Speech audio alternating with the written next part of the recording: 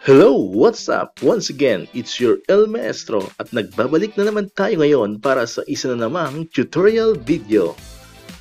Bago tayo magsimula ay nais ko muna kayong batiin ng isang magandang araw.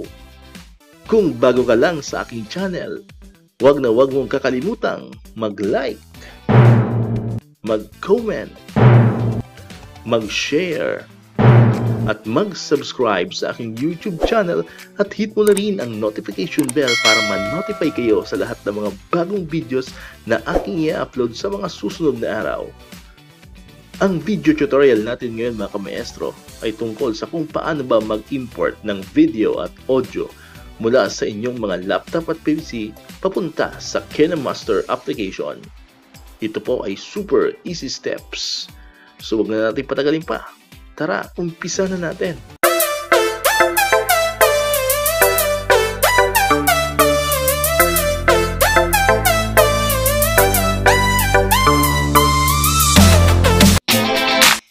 Alright, so nandito na tayo ngayon mga kamaestro sa ating KineMaster application sa ating laptop.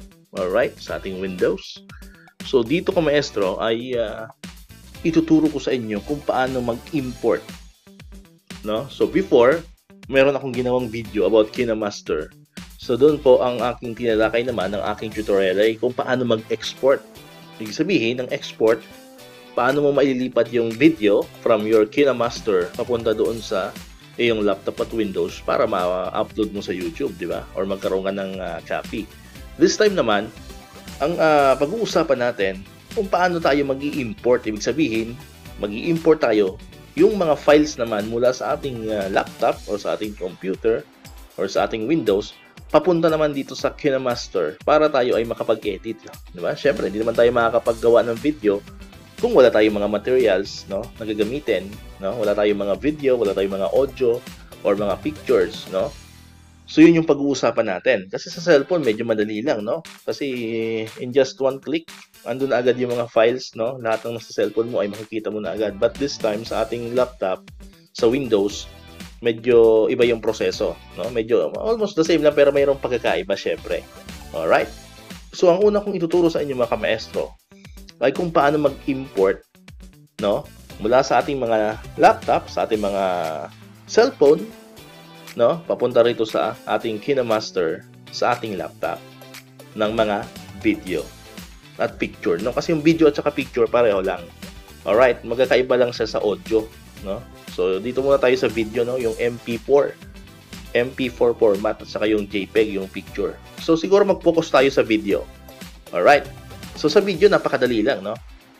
So ang technique yan kamaestro, kung cellphone ang ginamit mo pag-shoot ng video, so kailangan meron kang Gmail, syempre, at saka Google Drive. Kasi pag may Gmail ka, automatic yun, meron ka ng Google Drive, eh.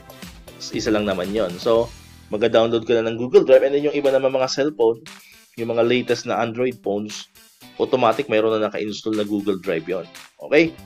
So, pag nakashoot ka ng video, isa-save mo yung picture mo dun sa Google Drive. And then, yung Google Drive, doon sa cellphone mo, kamaestro, dapat yun din yung Google Drive na nakalink dito sa inyong KineMaster sa inyong laptop or sa inyong mga desktop. So malinaw po yung kamaestro ha. Kailangan ang Google Drive mo sa cellphone at saka yung Google Drive mo dito sa KineMaster ay iisa. Kasi yung na-save mo doon sa drive ay automatic ay nakalink na siya dito. Alright? So ngayon naman, ang papakita ko sa inyo ay mula sa laptop mismo. No? So ganun din. Kung mayroon ka mga video na i-attach dito sa gagawin mong new project, no, na video, so kailangan nakasave na rin siya doon sa Google Drive. Okay? So bigyan natin kayo ng sample mga kamaestro, no. So punta tayo sa Google Drive. Ayan. So ito po yung ating Google Drive, ayan, no. Tagalog na Tagalog ang aking drive. 'Di ba? So pareho lang naman sa cellphone, no? Kung cellphone yung hawak nyo, almost the same lang naman. So ang aking drive or my Google My Drive, so click mo lamang 'yan. And then upload file. Siyempre, i-upload mo yung video na gagamitin mo doon sa gagawin mong video sa KineMaster na i-edit mo. Okay? So for example, mag-upload tayo. Okay? Ayan. And then hanapin mo syempre kung saan nakasave. So kung sa documents, sa download, sa desktop or whatever or kung saan man siya. Alright? So sa akin, nakasave siya sa documents. Okay? And then eto. Ayan, memes for YouTubers. Ayan, sample na natin yan. So kunyari ito yung kailangan kong video. Ito yung i-edit kong video, no? Kasama siya sa, may part siya doon sa i-edit kong video. So, i-click ko siya. Then click open. And then, antayin lang naman natin ka maestro. Ayan, so may check na ka maestro. So, ibig sabihin okay na. So, pag okay na, ibig sabihin yung file na in-upload mo ay nakasave na siya dito sa iyong Google Drive. So, i-refresh lamang natin. Kung nandyan ba talaga. Okay. So, yan, loading lang. Ayan, so ito na siya. Okay, pag ganito siya ka-maestro, hindi pa siya makikita dun sa ating KineMaster, no? Hindi mo pa siya makukuha. Kasi ibig sabihin, processing pa lang yung video natin. Ayan. Okay. So, pero pwede mo na rin siyang i-check. So, puntahan natin yung KineMaster natin. Siyempre, i-click mo to. As new project. Click mo tong 16:9. Okay. Ayan. Then, pupunta ka ngayon. Di ba ito na yung pinaka interface, no? Ito na yung saan ka mag-i-edit ng iyong video, di ba? Sa inyong KineMaster, sa inyong mga laptop or desktop. So, pupunta ka ngayon dito sa cloud storage. Ayan, punta ka dito sa cloud storage, ka-maestro. And then, ito yung sinasabi kong Gmail. So, kailangan nakalink siya dito. So, pwede rin naman maraming Gmail. Halimbawa, yung isang cellphone mo, ibang Gmail yung nakasave doon. So, pwede naman i-add account mo lang yan dito. Okay? So, ito yung akin, no? Dito siya nakasave sa Gmail na to. Ito yung dito ko sinave kanina yung video. So, i-click ko po yan, ka-maestro. Ayan. So, pag click ko yan, dito mo na ngayon makikita kung, ayan yung mga naisave ko dito ng mga pictures, mga video na ginagamit ko doon sa mga nakaraang kong video. So, pag ganito yung makita nyo, ka-maestro, ibig sabihin yan, processing pa lang kasi yung video natin. So, pag click mo yan, ayan, nakalagay yan, downloading media. No? Hindi siya agad-agad lalabas. No? Kasi, processing pa eh. Kailangan may makita ka ng picture dyan. So, ibig sabihin, wala pa. So, antay-antayin lang natin yan. Huwag kayo mag-alala. Okay lang yun, ka-maestro. Nung una, ganyan din yung naramdaman ko. Kinabahan ako. Sabi ko, bakit hindi siya nasa save or bakit hindi siya nalilipat dito sa aking KineMaster. So, antayin lang natin na mag-okay siya. Refresh lang natin, ka-maestro, no? So, balik natin dito para makita natin kung okay na ba yung video. Ayan. So, andito na siya, ka-maestro, ngayon, no? Nakalagay na dito yung ating video na na-save natin kanina sa ating Google Drive. Alright? So, click na natin. Okay? Ayan. So, meron na tayo dito ang video. So, ganun lamang po, ka-maestro, yung pag-i-import ng video, no? So, ganyan na siya kasimple. Right? So, yan. So, meron na tayo ditong video na pwede nating magamit. Okay? So, play natin. Ayan. Ayan. So, ito yung mga video clips. Ayan.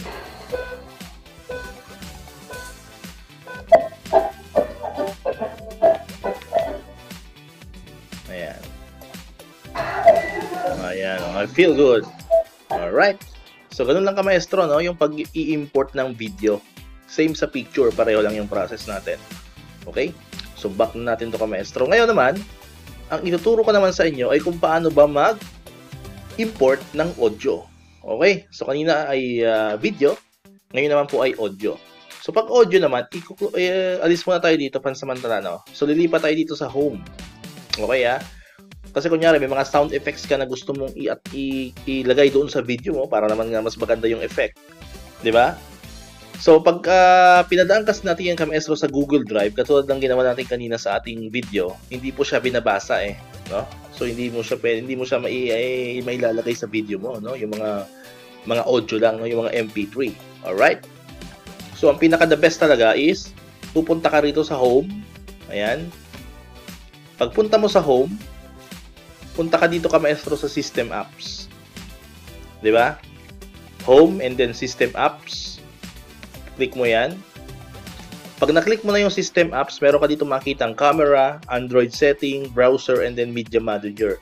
So, ang i-click natin is yung Media Manager.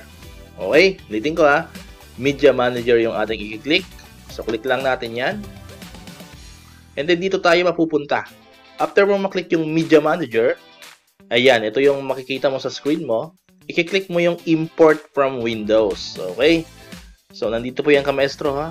Import from Windows. So, yan po yung ating i-click. So, click natin yan. And then, hahanapin mo na ngayon sa laptop mo or sa desktop mo yung audio na kailangan mong gagamitin mo.